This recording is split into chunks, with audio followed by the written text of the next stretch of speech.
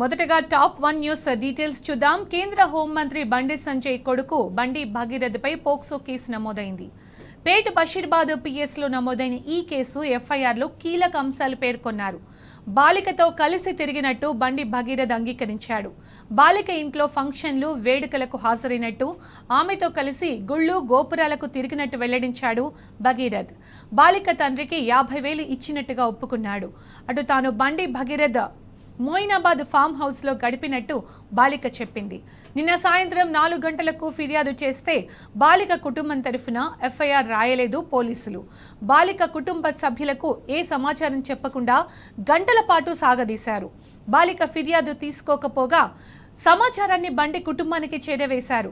పోలీసులు ఇచ్చిన సమాచారంతో బండి భగీరథ్ ఉల్టా కేసు పెట్టాడు.